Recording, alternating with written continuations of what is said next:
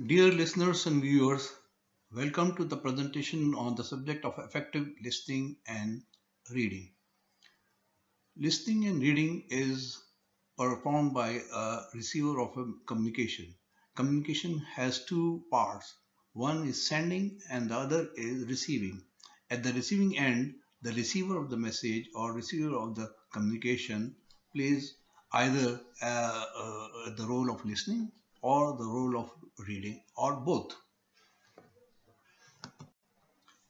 Because we are talking about a receiver of a communication, uh, who plays two roles, this presentation is also divided into two parts. Part number one is the art of listening, and part number two is effective reading. First of all, we will start with the art of listening. Part number one, the art of listening. You will notice that I have used the word art because listening is not a perfect science. It differs from person to person, and listening skills can be improved by practice or by reading or by wisdom. Improved listening can benefit a number of audience, mainly parents and children, teachers and students, seniors and caregivers, writer and reader, speaker and audience, imam and congregants, boss and subordinates. For the purpose of this presentation, listening means and includes all functions needed to be performed by the receiver of a communication. So, art of listening means art of properly receiving the communication and accurately understanding it in the same way as the sender intended. This is very important point. Same way as the sender intended.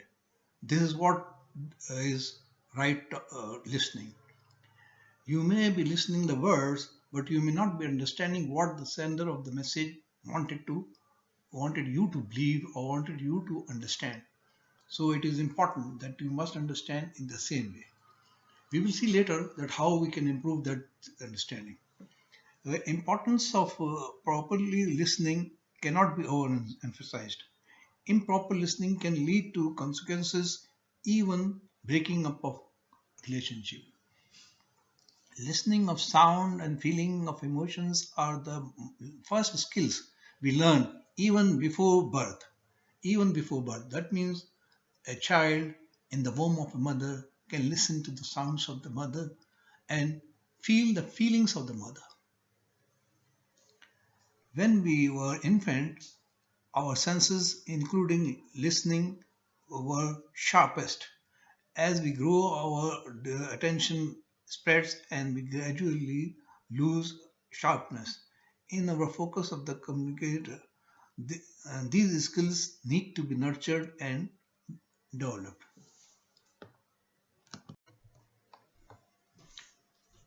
Why proper listening is very important? It is important because it builds trust, it reduces misunderstanding, it helps eliminate conflict, encourages empathy, improves relationship, increases productivity, and helps learn new languages. Misunderstanding is one of the major or common flaw in improper listening because it can start conflict, it can break relationships, it can reduce productivity, and of course, trust is also damaged.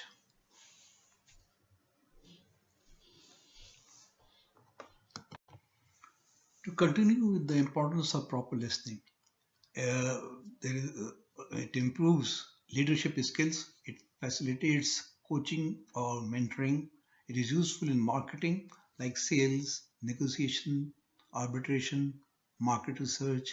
It is also useful in human resources, for example, in appraising a candidate, interviewing the candidate, or training and consultancy.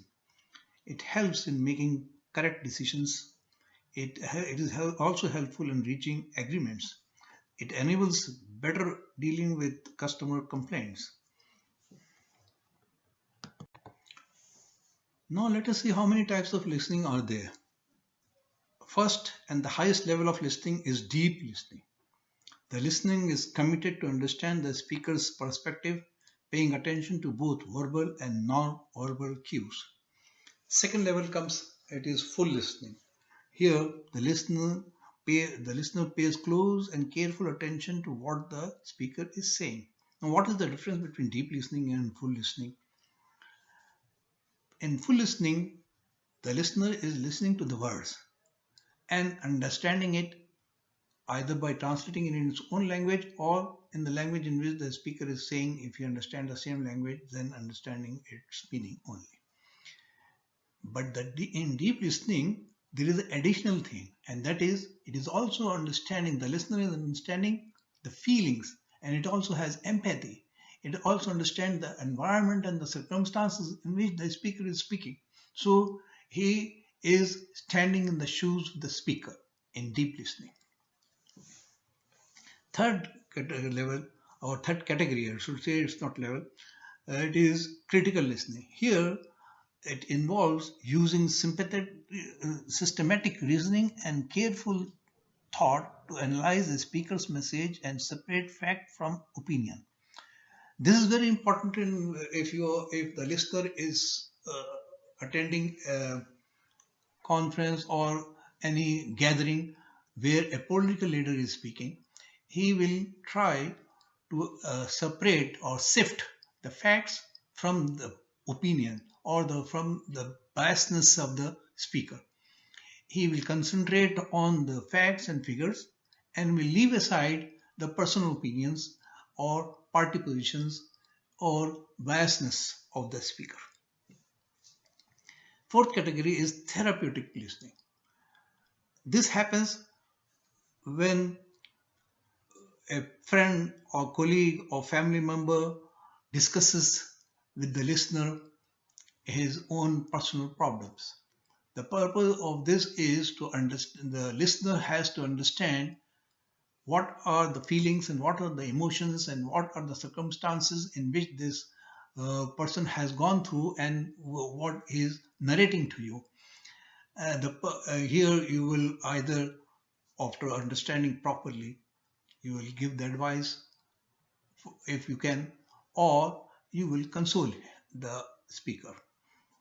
But one thing very important, that you will have to feel the emotions and you will have to understand what is going on in his heart and in his mind and what experience the speaker has gone through, which he is trying to explain to you.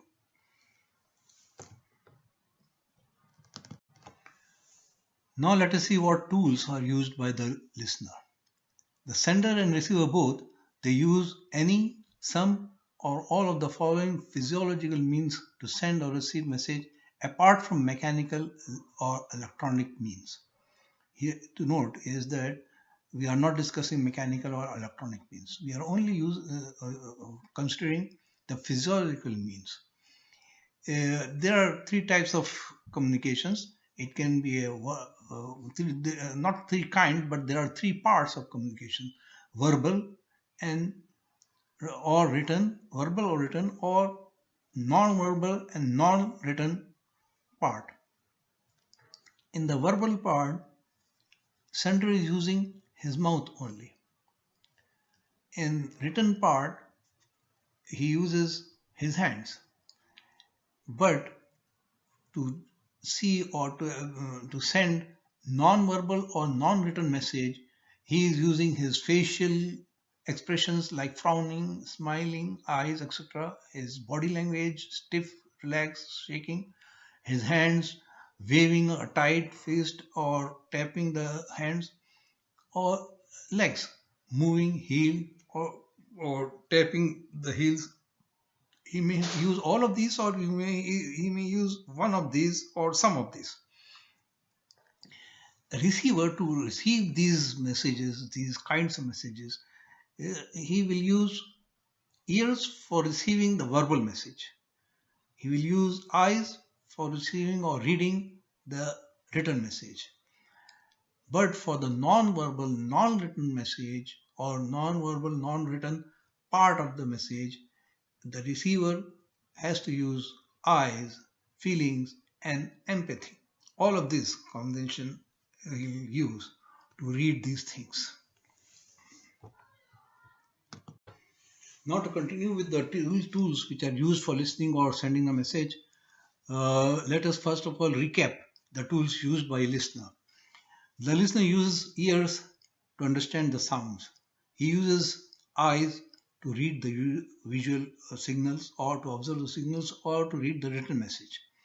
He uses empathy to feel the emotions behind signals and sounds. One may have perfect ears and eyes, but not necessarily be good in observing or in empathy. This may cause him to miss part of the communication or totally misunderstand the message. Examples are many in everyday life, and we can see it in the coming slide. Some of the examples, we said in the last slide that there are many examples. Let us see a few of them. Uh, and there is, for example, in plain speech, simple and normal speech. Here, a speaker is speaking and the listener is listening. No technicality or any special requirement of sympathy or empathy is required. There is diplomatic language in which the speaker is using a diplomatic tone and avoiding words which may hurt the listener or the position of the country to which the ambassador is representing. In diplomatic parlors, these languages are taken care of with more focus. Sarcasm. The words may appear to be very simple words, but they may have been delivered in such a manner that they are there is sarcasm or taunting involved in it. The listener will have to be careful and be attentive to this taunting or sarcasm. Baby and mother communication. Oh, this is very important. Baby is communicating with the mother, but it has only limited means. It has only either the baby can smile or weep or cry. But the mother has the skills of understanding what the baby is communicating. For example, in the night, the baby has been crying all the night and mother was awake taking care of the baby and trying to soothe him. In the morning, the father listened the same crying and mother listened the same crying, but in the morning the father says that, oh, this baby was crying all the night and I have to go to the office. I don't know how I can manage. The mother will say that the baby was crying all the night because of some pain in his stomach or in his joints or in his body or somewhere. There is something wrong. Before going to the office, can we go to the doctor and show him? Here, the mother got the message from the baby, but the father did not, although both of them listened the same cry. This is called attentive listening. As we said before, deep listening. Varied reactions of children when admonished. A child, when admonished, may say, okay, I will not do that again. The other child will say, why I shouldn't do it? Another child will whimper and will fall down on the floor and start shaking his hand and legs and say, no, start crying and say that, why, no, I will do that. All of these children are sending you a message. You have to be, as a parent, be able to listen them. Why this baby is whimpering, why this baby is crying on my admonishment. There is some message in it. You have to look into it. Varied reactions of children when admonished, which we have seen this. Listen to public address, seminar or khutbah. And listening this khutbah, here it is very important. Every people present in the congregation or in a public gathering listen to the same thing, same speech, but absorb differently. Some are present, some are absent in the mind. Their body is present, but in mind they are absent. They are thinking about some other issues. Proper and deep listening requires that not only you listen to the words of the speaker, but also understand the soul of the message which the speaker is trying to convey to you. Gossips among friends. Gossips among friends give the gossip this and that, but a very clever and deep listener will understand that behind this gossip, what are the circumstances the speaker has been through and why he is narrating this story. Overhearing. Overhearing is a very good example of mishearing or not properly listening. Because in overhearing, you pick up few words or few sentences and try to conclude the message. Unless and until you know the full story, the full narration of the speaker, you should not conclude that what the speaker meant. So overhearing causes misunderstanding more than give any benefit to the overhearer. Now let us see what are the bad habits of listening. Number one, or not in order of any importance of this, number one is tuning out dull topics. We switch off when some topics are being discussed by the speaker in which we are not at all interested. Then we switch off and we start thinking about some other things.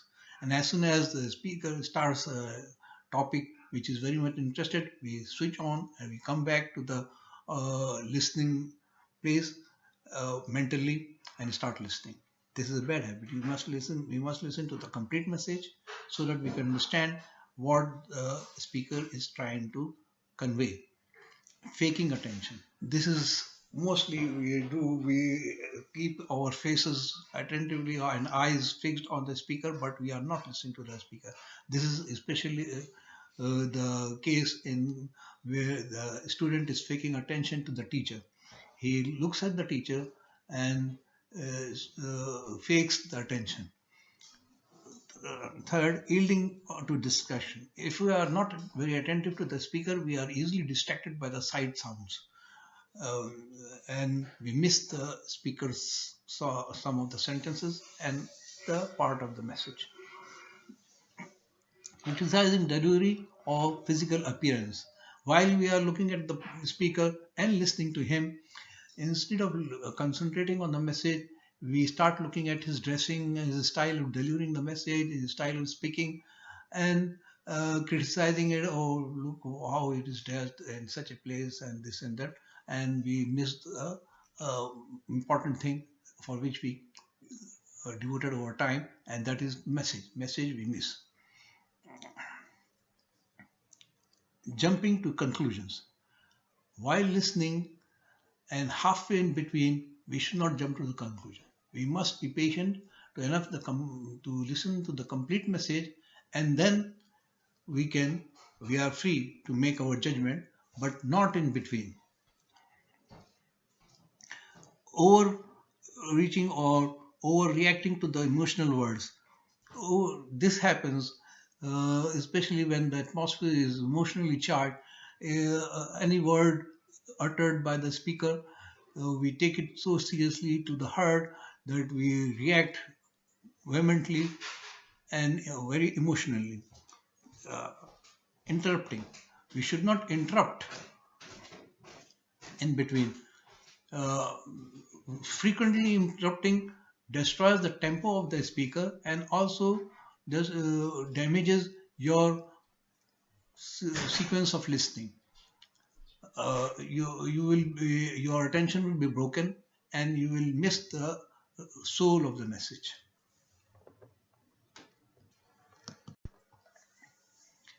Now, guidelines for improving the art of listening. This is the one which we are all waiting for. Number one is attentiveness. You have to be attentive, not only for listening, but for observing every action of the speaker, every movement of the speaker, and every mood of the speaker. Number two, demonstrate your attentiveness. Not only that you have to be attentive, but you have to demonstrate that how attentively you are listening to the speaker and how absorbed you are, so that the speaker may deliver his message with same zeal and enthusiasm.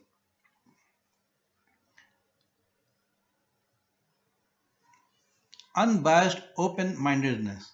Unbiased open-mindedness means you should not have any preconceived ideas about the speaker or about the subject in which he is speaking. You should listen to the speaker with total open-mindedness. Sympathetic ears. Your ears should be in line with the speaker, and you have sympathetic ears. At ease. Don't show to the speaker that you are tense or you are uneasy or you are in a hurry. Calm and ease. Give this method. This should be on yourself, and this should be conveyed to the speaker also, so that he is also at ease. Engagement. Keep engaged so that the speaker gets the signal that you are listening to him. Like small answers, oh really, how, when did it happen, where was it, like these questions. Keep the speakers enthusiasm and they will be more energetic in replying. Close observation. As I said earlier, you have to give make close observation for every movement of the speaker. Avoid judgment or remarks. Don't have preconceived ideas and don't make any judgmental remarks, so that the speaker is not bogged down in clarifying your judgmental remarks. Common level of communication. Common level means not only level of status or intellectual level, status level or age level. All levels should be at par with each other. Not in actual practice it doesn't happen. Either a teacher is speaking to a student or some CEO may be speaking to an employee. This is the actual fact. But when you are speaking, then keep this in mind, that you have to come down to the level of the person you are speaking to, or the listener should indicate to the speaker that he is talking at a very higher level and I am a common man, please come down. Similarly, if the listener is a very high level person, a very high intellectual person or a high positioned person, then the listener should let him know that I am a common man. I will understand you more if you can please explain things in simple jargon.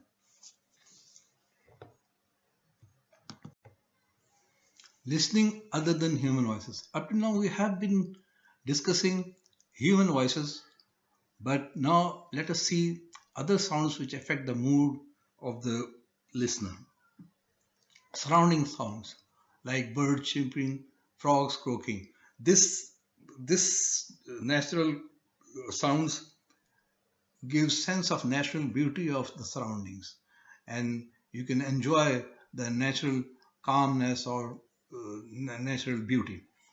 Uh, light or intense music. The music generates moods, and light music can give you a mood of calmness and meditation or something like this, and intense music will generate energy in you and you will be excited, or there are any in all the way it generates different moods. Water splashing of seaside or riverside, sense of monotony and continuity. This splashing, especially in the seaside and riverside, if you go, you will see that a certain sound is continuous and it is monotony, and the syllable are same for a long time, like the splashing of the water or water flowing from the stones or hurdles. These sounds are continuous, non-stopping, and that's why it gives you a sense of monotony and continuity. but you can get absorbed in it. There are instances, for example, myself, while I was in college days, I used to go and sit by the riverside. My home was nearer to the seashore. I would listen to the music, to the sounds of the water, and look at the borders where the sky and the sea meet, especially early in the morning or at the sunset time. It gave me brings a mood on me such that I was totally absorbed in it, and that was the time and that was the place where I dreamed about my future life and my career, and I must admit and confess that 90% of those dreams came true uh, afterwards. Pin drop silence of late night. Oh, this has no sound, but it has a language which only sensitive people can listen. This calmness and pin drop silence, this is the mood, or this is the time when you can connect to the God without any disturbance or without any distraction. That's why this is the time recommended for tahajjud. Lightning and thunderbolt. This is a time when you are shocked, and it gives you the mood of shock and awe about the power of Allah subhanahu wa ta'ala.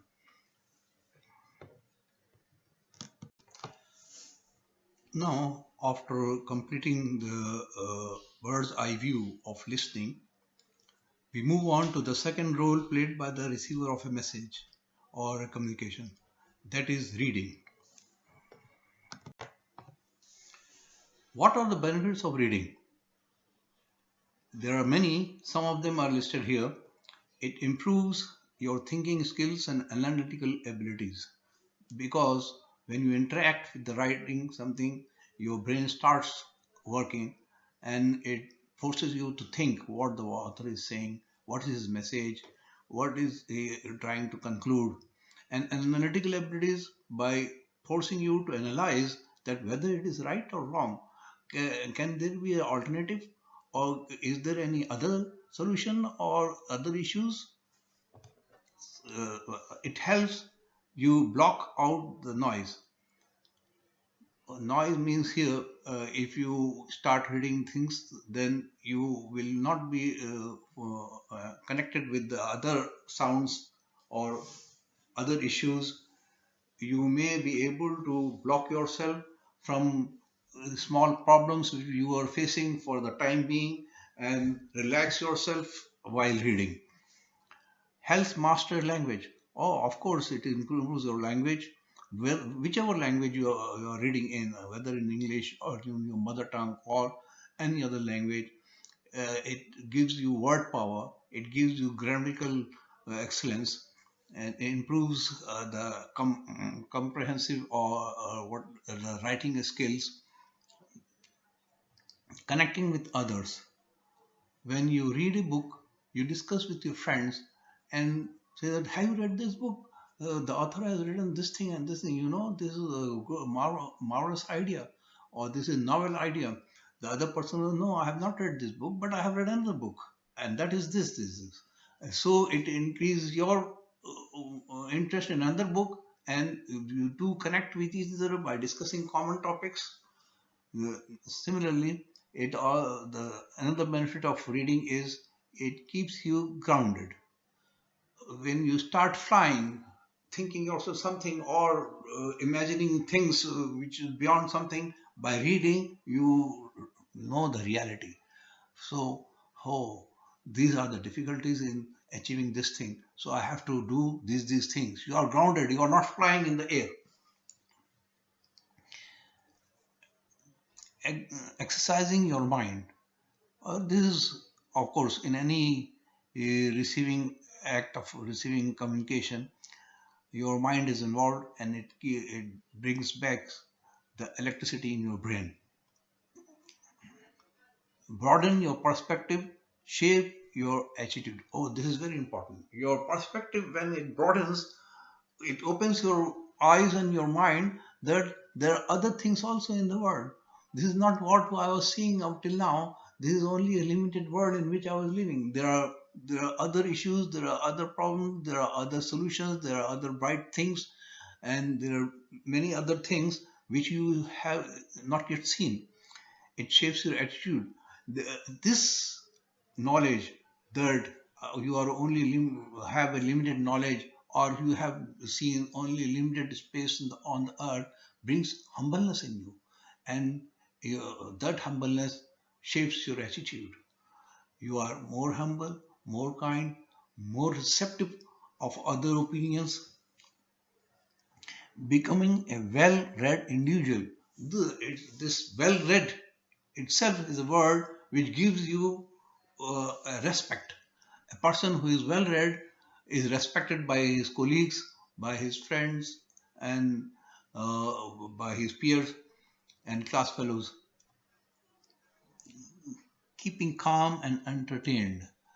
Yes, if you're nervous, or some issues have raised your uh, temperament or something like this, if you go back and start reading a book which is of your interest, and you get involved in it, it calms down your nerves.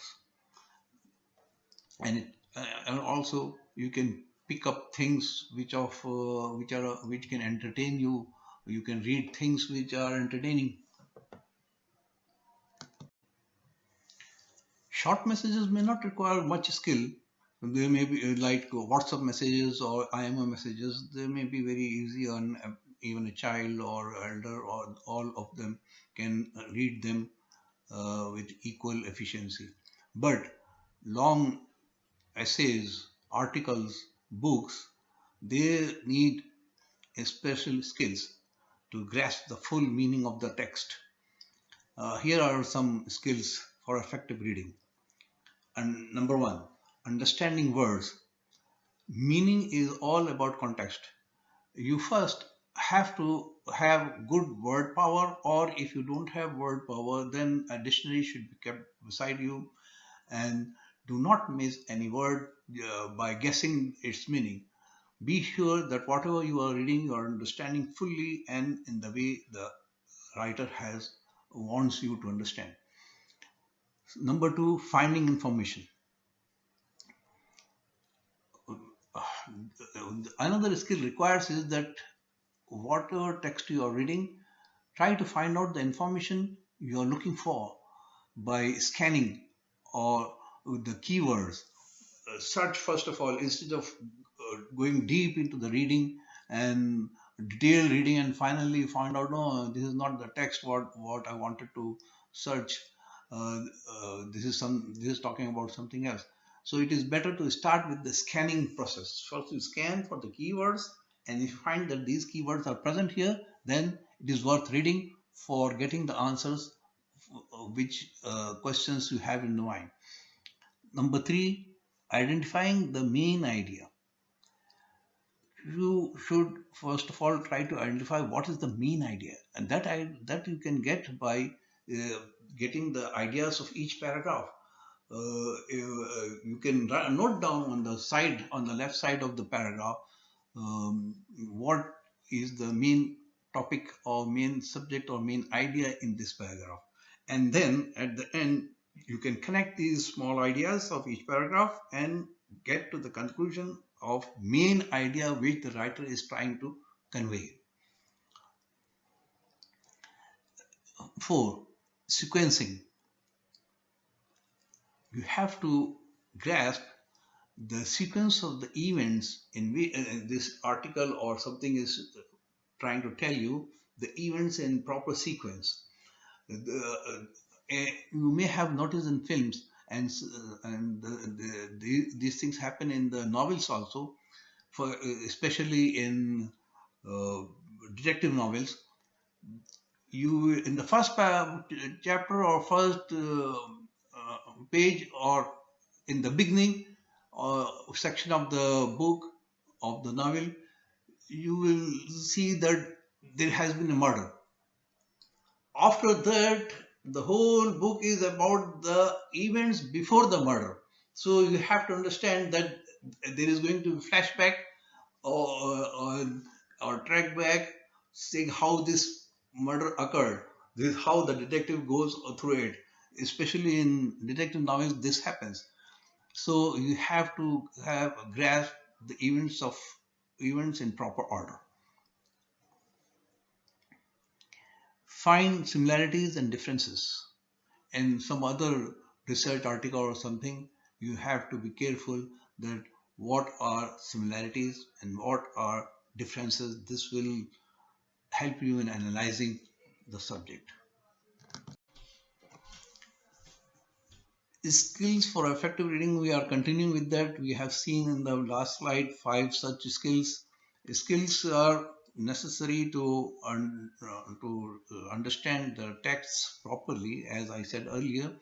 This will save time from wasting time reading things which are not related to your subject matter for which you are reading, or your interest for which you are to entertain with, or have knowledge about a subject. Uh, 5 points we've already seen. The sixth point is predicting. It involves using information from a text to predict outcomes, not explicitly stated within the text. There are some sentences which are left unconcluded, and it is the listener or the reader who has to conclude. For example, in a message, if a father is saying to a son, I am seeing you, what you are doing. That means what? Seeing is nothing important. No, it is very important. The thing what he is supposed to do afterwards, that is the important thing. That you have to predict. That if he sees me doing something wrong, he will punish me. And if he sees me something doing right, he will reward me. That is what. Such sentences are in many texts. Even in Quran, Allah subhanahu wa ta'ala uses such sentences in which you are required to make predict. For example, in one of the ayahs, he says, ثُمَّ عَلَيْنَا حِسَابَهُمْ. عَلَيْنَا حِسَابَهُمْ means that it is on me to judge and to evaluate you. That means what? Evaluation by Allah subhanahu wa ta'ala will do what? The result of the evaluation will be punishment or reward, Jannah or Nar. This is what, depending upon your account, which if you have good deeds exceeding the wrong deeds, you will be rewarded. So this is the prediction you are required to do. Allah subhanahu wa ta'ala is not saying so further. He has left it here saying that Summa alayna hisabahum. Now to go to the seventh point, concluding, collating all the information and reaching conclusions. If after finishing all these things, you will reach conclusion by summarizing or by collating all the information which you have got from different paragraphs of the text or from the whole book, you must be able to reach certain conclusion if you have read it properly. Summarizing. Now these conclusions you can summarize it as main points, that these are the points which are extracted from this book, and this is what I have learned from it. Inferring. No, this is a further extension of reading if you are required in analytical reading or for examination or for writing further on the basis of these notes which you have read. Then you will infer that opinions about what is most likely to be true. There may be some facts exaggeration, or there may be some facts depressed or not highlighted very much by the author. You have to evaluate those facts. Fact or opinion. You will also have to sift or separate opinions from the facts. There may be opinions of the author himself, and there may be certain facts. So you have to separate those things and reach the conclusion of your own.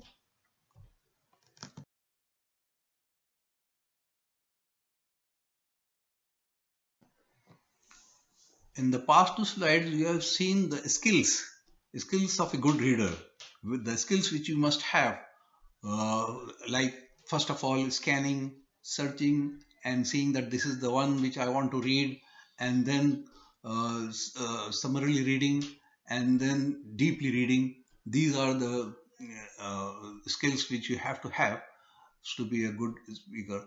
Now we will pass on to the reading technique. Now you will apply the technique how to read it, and that is first of all that is called SQ3R.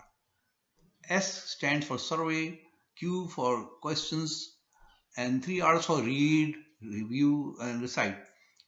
Uh, Let us see them, each of them briefly.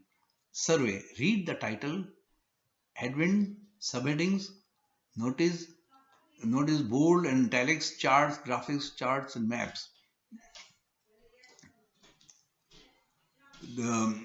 Here, this is the first technique which you have to, first of all, before going reading in detail, you have to see what is the heading of the, as in this presentation, the first slide was with the heading. The second slide was the subheading for the for the first part. Similarly, here in any text or in any book or anywhere, you will first have the title. If you want to read about science, you will not pick up a book of geography. You will see, oh, this is geography. By title, you will see that it is geography, and you are looking for a subject of physics or chemistry or something like this. So you will leave that geography book. Even if you pick up the book of physics and you are interested in reading about physics, you will open and see the headings, subheadings, and that this is the one which you are going there. Is it the heat about which you want to read, or about the physical properties of some air or something like this, or you want to read about force or magnetism? These are different headings, so you will have to see the subjects. This is the survey. This is called survey only, and you have not started reading. You are just surveying that this is the one which I want to read. Similarly, in the text also, if you are reading a newspaper or any article or something like this, you will first read the heading and the subheadings. Yes, this is the one which I want to read. Then you start reading in detail. So survey is the first thing, the first technique which you will do to pick up the subject. Second, questions. When you start reading, as you read the subheadings and or you the subtitles, you will raise some questions in your brain that I am reading about this. I would like to see in this subheading these things. You will write on the left side by pencil or something that these are the questions in my mind. Let me see if this paragraph fills this or answers these questions or not. Then you will start reading. Read one section at a time with your questions. Keep the questions in your mind. Read the section to which those questions relate in detail, thoroughly, and with full attention and application of your brain. And after reading that section, then you go to recite. After each section, stop and recall your questions and see if you can answer them from memory, or whatever you have learned or absorbed from from reading the section or subheading. You will see that questions have been answered or not, and your brain can bring back the answers which you have read about those questions. If not, then you go back and read again. Review. Once you have finished the entire chapter using the preceding steps, go back over the questions you create for every heading. See if you can still answer them. If not, look back and refresh your memory and then continue. Don't leave the whole chapter and go back, skip to the another chapter. No, unless you review completely, you have not absorbed the chapter completely. If you are able to answer the questions which were raised in your mind, then only that chapter is finished. Otherwise, you have to go back and read the chapter. Or if you think that this is totally unrelated to those questions which I wanted the answers of, then you have to change the book or the article. You have to pick a better one. That's all. Thank you very much. Thank you very much for your time and devotion with which you have listened. I hope you listen to me with deep listening tactics, not full listening or any other type of listening. Thank you.